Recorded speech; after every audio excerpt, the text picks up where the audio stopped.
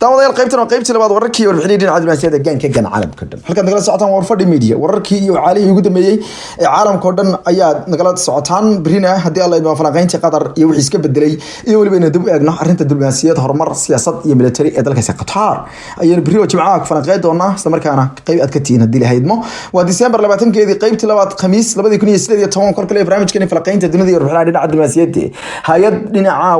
markaas qaabilsan qalabka tiknoolajiyadda dalka Mareykanka ayaa soo bandhigtay in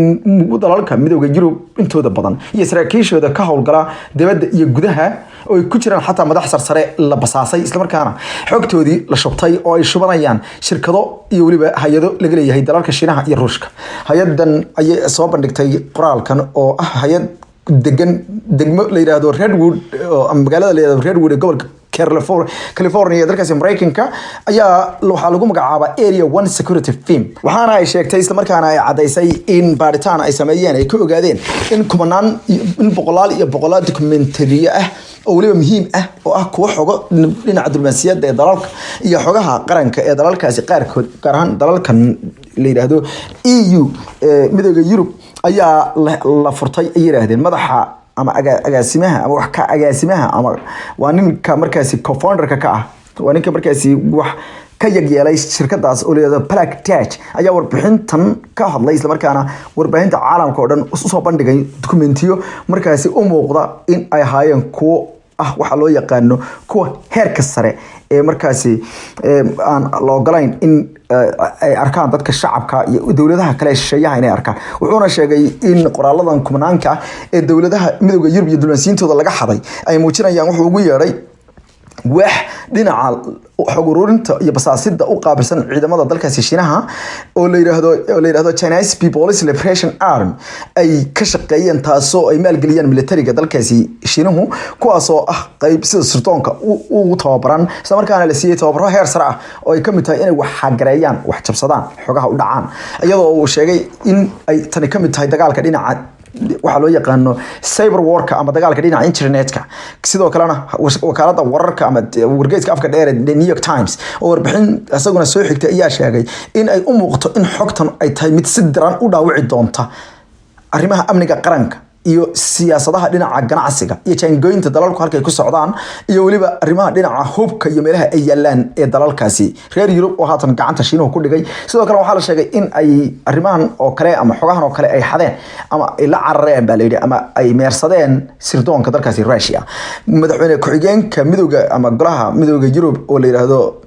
Valdis Dombrovskis ayaa warbaahinta uga sheegay magaalada Brussels ee xarunta waa EU in arrintan ay tahay arrin aad looga argagaxo isla markaana looga xumaado balse wuxuu sheegay inuusan tafaasiil dheeraad ah ka bixi karin ilaa hadda xogta maqan maadaama ay xogahan yihiin buuri waxa loo yaqaano qishid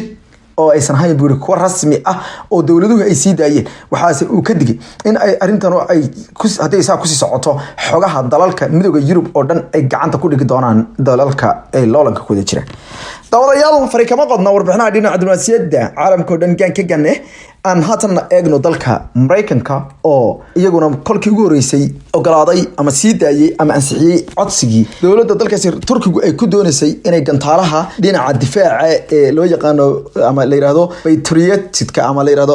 yiraahdo Patriot markaasi waa gantaalaha dhinaca difaaca ee Patriot ay ansixiso ama loo sii daayo wakaalada dhinaca difaaca ama waaxda dhinaca difaaca ee dalkaasi Mareykanka ayaa sheegtay in gantaalaha Patriot ee dhinaca difaaca oo heshiis ay dawladda dalkaasi horay u dalbatay dalkaasi Turkiga haatan la ogolaaday kaasoo ku kacayay 3.5 bilyan oo dollarka Mareykanka waaxda difaaca ee dalkaasi Mareykanka ee Pentagon ayaa sheegtay in Congress-ka la ogeysiiyay in heshiiska cilaaqaadka ee dhinaca gantaalaha difaaca ee Patriot la yiraahdo loo ogolaaday dawladda dalkaasi iyada oo laga jawaabayay baahida dalkaasi uu qabo leeyahay inuu difaaca dhinaca cirka ee dalkiisa xaqiijiyo waxa warka qoraalka la yiri arrintan waxa ay ka noqon doontaa leeyahay wax loo yaqaano kaalmo iyo waliba siyaasad wanaajin baa leeyahay dalalka aynu la leenahay cilaaqaadka waxayna horumari doontaa baa leeyahay marxaladda dhinaca siyaasadda iyo amniga qaranka ee Mareykanka si loo xaqiijiyo baa leeyahay in dalalka u ah baa leeyahay furaha tiritaanka gaashaanbuurta NATO la siiyo dhamaan agabka ay ugu baahan yihiin inay dalalkooda isaga difaacaan weerarada dhinaca argagixisgelinta ama argagaxgelinta iyo dhibaatooyinka kale lagu soo qaado sidaa daraadeed dawladda dalkaasi Mareykanka waxay qiraysaa isla markaana qasantay walaaca dawladda dalkaasi Turkiga ay ka qabtay is aamin darrada Mareykanka kasoo food saartay waxaan qiranaa in Mareykanku haatan uu diyaar u yahay inuu horumariyo ayaa la arrintaas waaxda arrimaha difaaca dalka Mareykanka ama waaxda gaashaandhigku waxay sidoo kale hoosta ka xariiqday in arrintan laga yaabo inay kor u qaado is-aaminaadii iyo wada shaqayntii labada dal ee Turkiga iyo dalkaasi Mareykanka oo indhawato madmadow badan uu ku jiray waaxda ayaa sidoo kale waxa ay sheegtay inay kala shaqeynayso hay'adda la yiraahdo Raytheon Co Patriot oo ah hay'adda markaasi ama gantaalaha nooca la yiraahdo Raytheon ay noqon doonaan kuwa dalkaasi loo waarido kolka ugu horeysa uguna dhaqsaha badan ayaa lagu yiri arrintan ayaa imaanaysa iyadoo dowladda dalkaasi Turkigu ay horey uga tala baxday qadiyadan isla markaana ay gantaalaha loo yaqaano S400 ama S400 ay ka dalbatay dowladda dalkaasi Russia ayaa dhowr jeer dowladda dalkaasi lagu eedeeyay in ay ka iibsanayso hub aysan qaban karin raadaarka isla markaana ay GPS-ka waxa loo yaqaano ee dowladaha gaashaanbuurta NATO isticmaalaan aysan akhri karin balse dowladda dalkaasi Turkiga ayaan dhig jalaq u siin goor si horeysana sarkaal u hadlay dowladda dalkaasi Turkiga ayaa sheegay in inkasta oo gantaalahan difaaca ee la yiraahdo Patriot ee dowladda dalkaasi ogolaatay ee dhinaca difaaca waa gantaalaha difaaca horumarsan iyaguna ee Mareykanka inaysan haddana Turkigu aysan marnaba kansali doonin ama aysan joojin doonin baa leeyahay beeca ay lacagta ay qaybhaan oo ay siiyeen oo xataa ay lacagta hordhac ahayd ama lacagta loo yaqaano markaasi carbuunta ahayd ay bixiyeen ama check carbuun ay bixiyeen lacag gaaraysa 2 bilyan oo dollar oo ay siiyeen Russia isla markaana aan la joojin doonin sayashe warar dhinaca diblomaasiyadda ayaa xaqiijinaya in dowladda dalkaasi la yiraahdo Turkigu ay doonayso inay labada qalab isticmaasho ayadoo la sheegay in durwada la weeleeyay ama la mudeeyay waqtiga la qotomi doono gantaalahan S400 la yiraahdo ee ayagu ah gantaalo cirka iyo dhulka ilaa cirka u kaca oo wax ka daafaca halka nagala socotaan waa warfadhi media ee golaha guud ee qaramada midoobeyna waxa uu si aqlabiyad leh u taageeray heshiiska ama axdiga loo yaqaan axdiga badbaadinta dadka qaxoontiga ama axdiga dadka qaxoontiga la yiraahdo the Global Compact for Immigration kaasoo noqday documentigii ama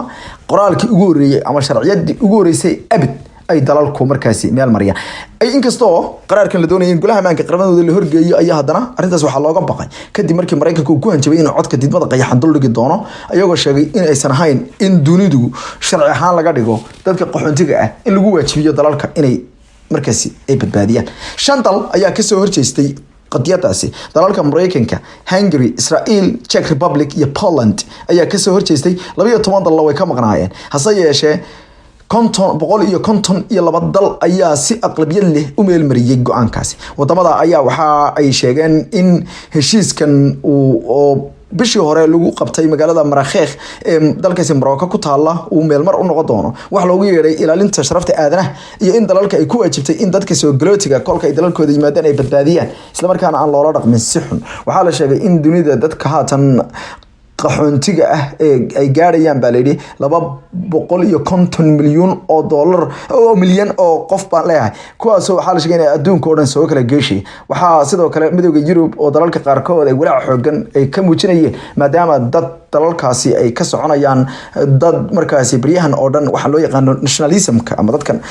wadaniyadu madax martay in nacayb xoogan wadaan ayaa la sheegay inaysan taasi noqon doonin baa leeyahay wax qiira oo dadkaasi loo joojin karo madaxweynaha golaha amaanka ee qaramada midoobay Maria Fernanda Espinosa ayaa waxa ay intii uusan cadaynta bilaaban khudbada halkaas ka jeedisay waxay sheegtay in la haysto waxay ugu yeedhay fursad dahabi ah oo ay tahay weytiri in aadanuhu ku wada shaqeeyo isla markaana waxa wanaagsan la isdaafsado la isbarto oo dhaqamada dalalku isbartaan iyo sidoo kale in marka ay timaado buu yiri marxalada ku saabsan bay tiri dadka soo galootiga ay dhamaantood tahay bay tiri mid waajib ku ah qof kasto aadanaha inuu u danqado qof soo galooti ah waxay kaloo sheegtay in soo dhaweynta iyo badbaadinta dadka qaxoontiga ah looga hortagi karo waxay ugu yeedhay tahriibka iyo dadka waxa loo yaqaan human trafficking ama waa dadka markaas la kala iibsado ama la